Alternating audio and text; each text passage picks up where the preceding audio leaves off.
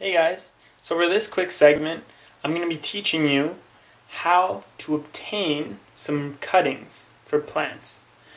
And one of the reasons we would consider doing such a thing is because a lot of people like to start a nice natural enclosure, and it's how I do it. So often I have mother plants that I keep in my room that I'll take small branches and cut them off and propagate them in little containers like this that my cousin, or my dad's cousin, who's in vet college, gives me, and I just drill little holes in them, or solder them, or cut them out, and fill them with water to about there, near the top. And yeah, I place the cuttings in a sunny spot and they grow roots. So now I'm going to show you guys what are my two favorite plants to obtain cuttings from, and we're going to do that quick, and I'm going to show you how it works out. Okay guys, so hands down, some of the best plants for propagating have to be Pothos and this one here, which is the wandering Jew plant. These two plants are very rigorous in the way that they produce root systems. Pothos is often actually kept in just little bottles with cut branches, and as you can see here, these little stubs are actually, these little nubs here, have the potential to grow into roots. So ideally, when you're going to cut the pothos, you want to cut it somewhere above one of these, and the fastest way to get the roots is to make sure that this is in the water.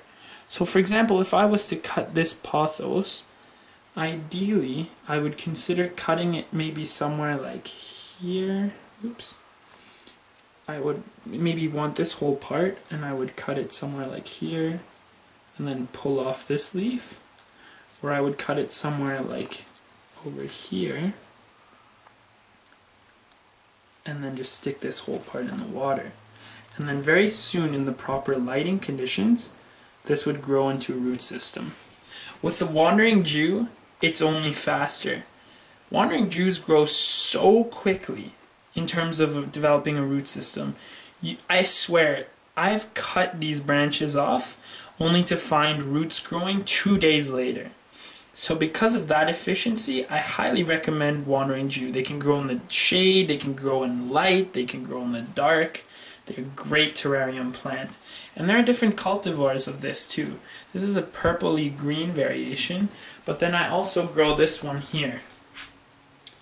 This is just like a light green version. And these are all cuttings I've put into pots, so I just have more and more of it to work with and cut from. So what we'll do now is actually make two cuttings of both kinds of plants, and then we'll leave them to sit, and then we'll do an update video later to show you how those roots are growing and then how you can decide to plant them. Alright, let's go do that. Alright, so the first thing I want to do here is I'm going to take my water jug, and I have one of my vials, and this is purified distilled water. Doesn't need to be, but ideally it's good because it's a pure form of water that doesn't have bacteria, and it'll keep that cutting, keep the plant's flesh clean for a longer period of time as opposed to the tap water. And yeah, there's one. And then I'll fill the other. And then I'm going to set them down and we'll use them. Alright, so here we go. This is how I set up my little containers that are going to be by the windowsill and propagate or assist in the propagation of my plants. So, let's move on. Alright, so let's start by taking a cutting from the wandering Jew plant. What I think I want to do here is actually cut it somewhere here so that I can actually not even put it somewhere else, but I want to cut it here and make it roots. I can replant it in here and make this part have more different growths, that it'll be more bushy and grow out. So I'm just going to come here and cut it like that. Just like that. And it's that simple, really. I'm telling you, especially with the wandering Jew. You just put it in the water, Make sure that it's submerged. And within days, when I do that update, you're going to see roots coming out of the bottom. Vigorous roots. With the Pothos, remember what we talked about? We want to have the nub present. There is one here. But I don't want to really disturb this. I want this to start growing down. So I'm going to look for something else. Up here, actually, seems to be good.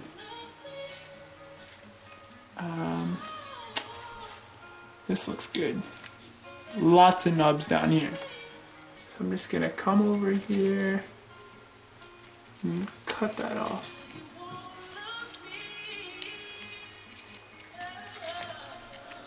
And as you can see here, we got a lot of those little nubbies. These can all grow into roots. They have that potential. And that's just a dead leaf. I'm going to put it back up there so it can decompose and fertilize the plant. And so I just take that and put it in the water. Now it's just a matter of really ignoring them. For the Pothos, it needs to be ignored longer. It needs maybe a week or more. The Wandering Jew, not too long, because once it develops those roots, it's going to need nutrients from soil, where it'll start to burn out the leaves and it'll die. But really, it's, as I was saying, it's just a matter of ignoring them, and within no time we'll be able to plant them. So you just kind of get these, like I put little containers all around my room with cuttings, and I always have some available for whenever I want to plant an enclosure. Like, I'll give you an example over here. So here's one of my female Poecilotheria metallicas, right? So, you know, I have like a Pothos cutting in her enclosure. It's kind of cool. And yeah, so, you know, you can just find stuff. By the way, here's the, I'll do a video like I said, but here's the Avicularia female with her egg sac.